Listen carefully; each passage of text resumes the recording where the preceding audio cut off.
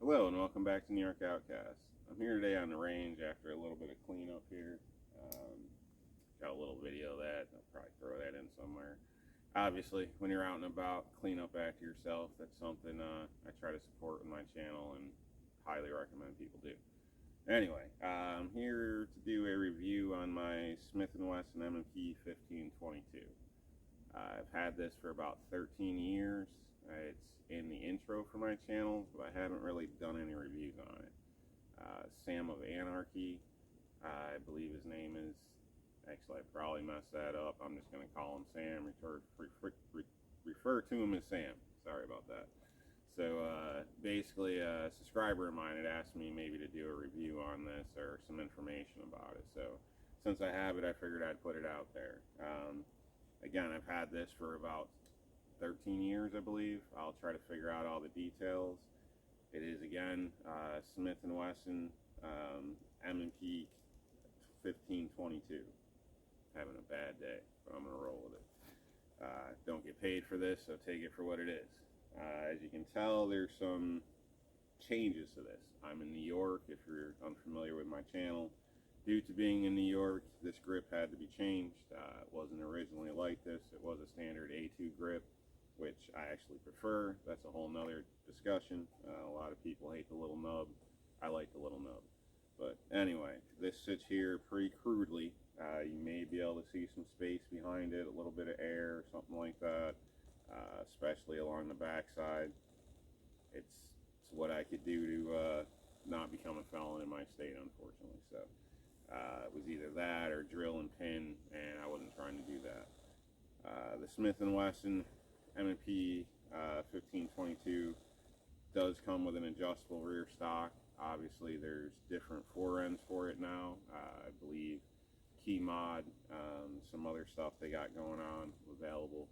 Obviously, the barrels come with different configurations. Mine is, again, New York compliant, so no flash hider, as they like to say, or any assassin tools. I believe Cuomo probably looked at it thanks to the New York Safe Act, which hopefully will be gone one day, but we'll try to stay out of politics. So basically, you end up 16-inch barrel, adjustable stock typically, not in New York, unfortunately. They solved that with a pin placed in the back here. Typically does come, looks very similar to the M&P Sport. So besides kind of this portion with a good eye, they would look fairly similar. So basically it does have a deflector here. No bolt assist or anything being on a blowback 22 here. So this is pretty much set up with some Walmart stuff. So I know everybody's going to yell, you know, hey, it's a 22, it's held up, it's worked. This was a Cedar Point red dot, green and red, that I picked up there. I tried to get the nicer stuff they had, but again, for a 22, I wasn't trying to go all out. I wouldn't be necessarily picking this up as the first thing to go to war, although I wouldn't necessarily count it out either. Make people suffer, why not, right? It takes two more to drag one off.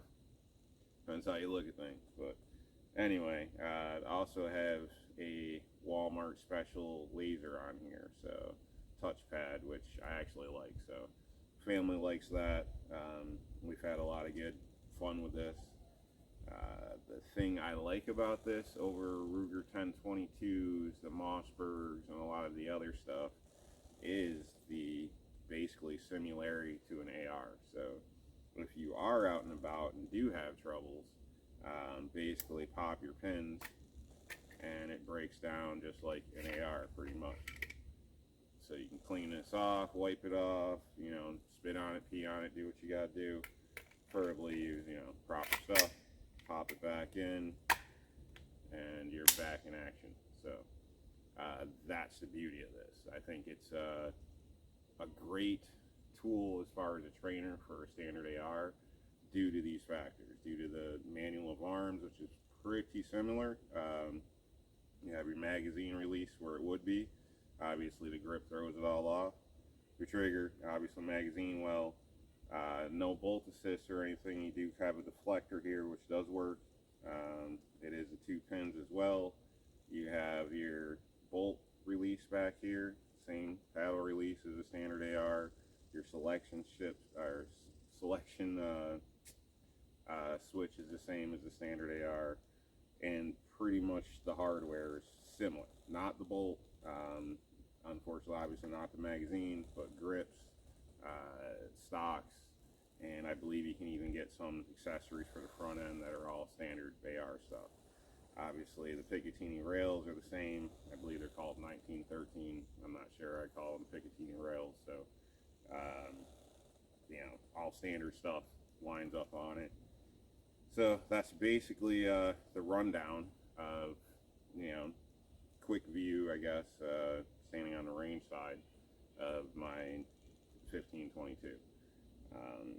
I can state over the years, this thing has worked pretty much flawlessly. Unfortunately, when I purchased this, it was in one of those runs where there was some slight issues. The slight issues tended to be the extraction of the round. Basically, what I did was open it up, pull the bolt out, press down on the extractor, just the slightest with a little bit of tension. Never had a problem again. So, didn't want to send it back, don't see the need to send it back. It's ran flawlessly through more rounds than I can honestly remember.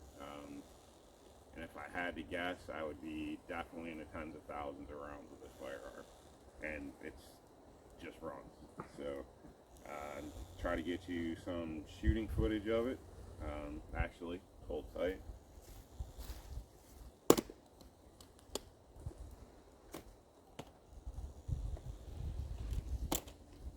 Alright, try to get back in frame. It does come with 2 styles of magazines, so in my state I can only get the 10 rounds, so that's a 10 round there. It does have followers, so when you load the mag, makes it quite easy to load. Or I should state little nubs on the followers so you can control it up and down. It also comes with bigger mags, which would be the 30 round mags, but unfortunately in New York, again, they're assembled with a pin, so I can't do it.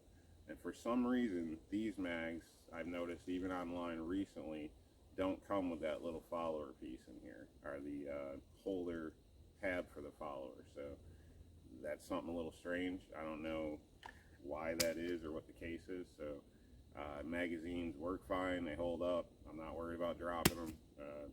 I ain't worried about dropping the gun. It's pretty good. So basically, we'll do some shooting.